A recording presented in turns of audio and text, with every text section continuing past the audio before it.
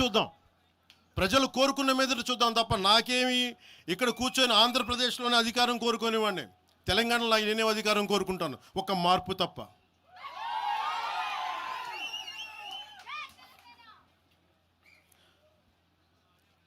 జనసేన ప్రయాణం తెలంగాణలో మొదలైంది. నేను మీకు ఏ సమస్యకైనా సరే నేను కూర్చోబెట్టి మా నాయకులు ఒకటే చెప్పా, మీరు సమస్యల మీద పోరాడండి. నాకు బాగా ఇబ్బంది కలిగించే అంశం ఈ మధ్యన పదే పదే చూస్తూ ఉన్నాను. మాట్లాడితే ఆంధ్ర ఆంధ్ర ఆంధ్ర అని చెప్తా ఉన్నారు. తెలంగాణ ప్రజలకి ఆంధ్ర మీద విద్వేషం లేదు, తెలంగాణ నాయకులందరికీ విద్వేషం లేదు. తెలంగాణ ఏర్పాటు కావాలని కోరుకున్నారు కానీ ఆంధ్ర ప్రజల మీద ఎక్కడా విద్వేషం చూపించలేదు. నిజంగా తెలంగాణ ప్రజలు కానీ మొత్తం తెలంగాణ నాయకులు కానీ విద్వేషం చూపించి ఉంటే ఈ రోజున ఒక్క ఆంధ్ర ప్రాంత వ్యక్తి కూడా ఇక్కడ తెలంగాణలో ఉండలేడు. ఇది తెలంగాణ తాలూకు ప్రేమ, తెలంగాణ ప్రజల తాలూకు ప్రేమ, ఇవన్నీ ఎవరు మర్చిపోరు. నాకు ఈ మధ్యన వస్తా ఉంటే నువ్వు హైదరాబాద్లోకి ఎలా అడుగు పెడతావు, నీకు హైదరాబాద్లో ఏం పని, ఇది నేను ప్రత్యేకించి చెప్తా ఉన్నా. మీరెవరైనా నన్ను బెదిరించడానికి, బెదిరించే వాళ్ళు మీ అయ్యే జాగీరా తెలంగాణ?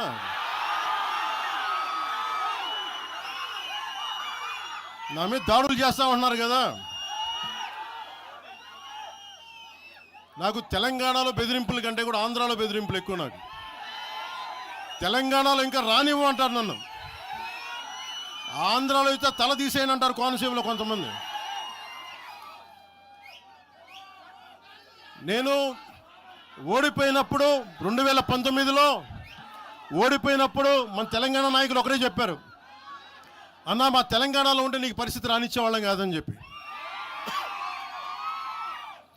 నాకు నిజంగా తెలంగాణ అద్భుతంగా ఉండాలి, యువతకు అద్భుతమైన అవకాశాలు రావాలని కోరుకుంటాను తప్ప నాకు ఇక్కడ కొత్తగా బావుకునేది లేదు, ఏమీ లేదు.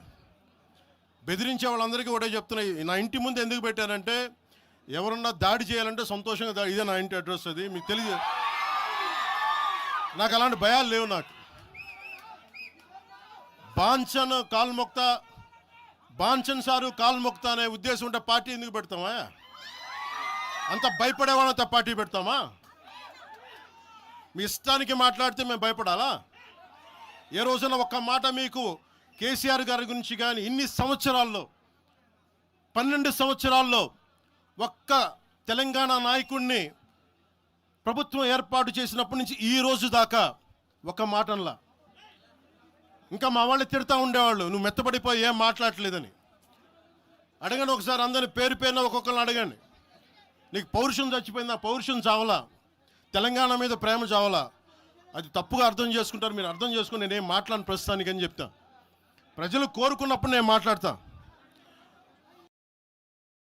ఎంత కమిటెడ్గా ఉన్నాను తెలంగాణ కంటే, జనసేన మా వాళ్ళందరూ ఎదురు చూస్తున్నారు తెలంగాణలో జనసేన ఎదగాలని. నేను ఒకటే చెప్పా, ప్రజలు కోరుకునే వరకు మీరు ముందుకు తీసుకెళ్ళండి అని చెప్పి నేను జర్నలిస్ట్ కాలనీలో ఉన్న తెలంగాణ జనసేన పార్టీని కూడా నేను తీసేసాను. మొత్తం హెడ్ క్వార్టర్స్ అంతా మంగళగిరిలో పెట్టిన. నాకు అంత కమిట్మెంట్ తెలంగాణ మీద. ఎందుకంటే నాకు రెచ్చగొట్టడం ఇష్టం లేదు, తగ్గి మాట్లాడా. మీరు ఎన్ని హింసించినా, మీరు ఎన్ని మాటలు మాట్లాడినా, ఆంధ్ర కొడకని తిట్టినా, అరే నా గుండెల్లో తెలంగాణ ఉంది, మీరు ఎన్ని తిట్టినా నేనేం పట్టించుకోను.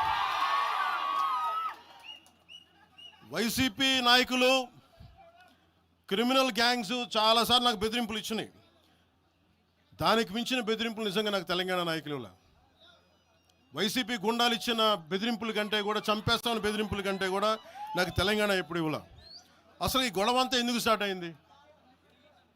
ఈ గొడవ అంతా ఎక్కడ స్టార్ట్ అయింది? ఒక ఎనలిస్ట్, ఒక విశ్లేషించే వ్యక్తి, ఆయనంటే నాకు గౌరవం, ఆయన మీద నాకు గౌరవం ఉంది, ఆయన తీసుకుపోయి ఓ మీడియాలో మాట్లాడతా అమిత్ షా గారి గురించి మాట్లాడారు. అమిత్ షా గారు నేను మాట్లాడుకున్నామంటే ఆయన విన్నారంటే ఆయన కూర్చొని తప్పుడు మాటలు మాట్లాడితే దాన్ని ఖండించే. నా మీద మనకు మాట అంటే మన జన సైనికులు ప్రతి చోట ఏదో కూర్చొని ఒక కేసులు పెట్టారు కూడా నాకు తెలియదు. తెలిసిన వెంటనే చెప్పాను, అవన్నీ వదిలేనని చెప్పాను నేను. అవన్నీ మళ్ళీ ప్రెస్ క్లబ్లో పోయి మీరు తిడుతూ ఉంటే, ప్రాంతీయ విద్వేషాలు రెచ్చగొడితే దాంట్లో కూర్చోబెట్టి ఎంతకాలం చేస్తారు? 12 సంవత్సరాలు తెలంగాణ వచ్చిన తర్వాత ఇంకా తెలంగాణలో ఉపాధి లేకపోయినా ఏమి లేకపోయినా దానికి ఆంధ్రుడే కారణం, దానికి పవన్ కళ్యాణే కారణం. పరిశ్రమల్లో ఈ లెక్కల్లో ఇంక మీరు ఎప్పుడు మీరు ఎన్ని చేసినా ప్రతిదానికి ఎక్కడో చోట తెలంగాణ ప్రజలు ఇది గ్రహించాలి. ఉద్యోగాలు రాకపోయినా ఉపాధాలు రాకపోయినా ప్రతిదానికి ఆంధ్రోడు కారణం అంటే ఆంధ్ర ప్రజలు నిజంగా ఎందుకు వస్తారు ఇక్కడికి? తెలుగు చిత్ర పరిశ్రమ ఎందుకు వచ్చింది? ఎక్కడో మద్రాసులో ఉన్న తెలుగు చిత్ర పరిశ్రమ ఇక్కడ రావడానికి కారణం తెలంగాణ ప్రత్యేక రాష్ట్రం కావాలని కోరుకున్న నాయకులు చెన్నారెడ్డి గారు తీసుకొచ్చారు ఇక్కడికి. ఆయన తీసుకొచ్చారు ఇక్కడికి. 50 సంవత్సరాలు కలిసి ఉన్న రాజధాని ఇక్కడ సడన్గా పోయి మీరు ఇక్కడ రాకూడదు అని కొంతమంది నాయకులు, తెలంగాణ ప్రజలు వేరు. నేను మొదటి రోజు నుంచి చెప్తా ఉన్నా, పాలకులు వేరు, ప్రజలు వేరు. తెలంగాణకి అన్యాయం చేసిన పాలకుల్ని, దాంట్లో పవన్ కళ్యాణ్ కూడా వాడిని కూడా ఉరిదీశాను పర్లా. పాలకులు వేరు, ప్రజలు వేరు. మీరు పాలకులను తిట్టుకున్న ప్రజలను తిడితే, విద్వేషాలు రెచ్చగొడితే ఈ దేశం ఎటుపోద్ది? సూరత్లో తెలుగు ప్రజలు ఉన్నారు. రేపొచ్చిన గుజరాతీ మనుషులందరూ గుజరాతీస్ అందరూ కూర్చొని తెలుగు వాళ్ళు ఇక్కడ ఉండకూడదంటే కుదురుద్ది అక్కడ? నాందేడ్లో ఉన్న తెలుగు వాళ్ళు, షోలాపూర్లో ఉన్న మన తెలంగాణ తెలుగు వాళ్ళు అందరూ కూర్చోబెట్టి మా మహారాష్ట్రీయులు తిరగబెడితే ఏమవుద్ది? దేశం నిలబడద్దా? దేశం ఒకటిగా ఉంటుందా? ఎంతకాలం తిడతారు? ఎంతకాలం? నేను అమిత్ షా గారిని అన్నారని చెప్పి నేను మాట్లాడగానే కూర్చోబెట్టి దానికి చిలవలు పలవలు చేసి నాకు తెలంగాణ అంటే పడదు, నాకు వీళ్ళంటే పడదు, వాళ్ళంటే పడదు, ఇన్ని సంవత్సరాలు 12 years కూర్చోబెట్టడం. మేము ఒక చెరువుని కబ్జా చేసామంట. నాకేం పనిలేదా? నిజంగా మీరన్నట్టుగా కబ్జా చేస్తే ఇల్లు తగలబెట్టారా? నాది వచ్చి మీరు ఉంచుతారా నన్ను? ఒక్కొక్కళ్ళు కూర్చోబెట్టి 111 జీవోలు ఏమేం చేశారు అటు చూసిపోండి, అటు చూడండి. నిజంగా ఈ రోజున తెలంగాణ రాష్ట్ర ముఖ్యమంత్రి గారికి చెప్తున్నా, రేవంత్ రెడ్డి గారికి చెప్తున్నా, ఆయనంటే నాకు ఇష్టం, ఆయనంటే గౌరవం నాకు. కానీ వారికే నేను చెప్తా ఉన్నా, తెలంగాణ ప్రభుత్వానికే చెప్తున్నా, పవన్ కళ్యాణ్ గనుక ఆ చెరువుని ఒక చెరువును ఆక్యుపై చేసుకున్నాడంటే సంతోషంగా చెప్తున్నా, ఈ రోజున తెలంగాణ ప్రభుత్వానికి రాసి ఇచ్చేస్తున్నారు. అలాగే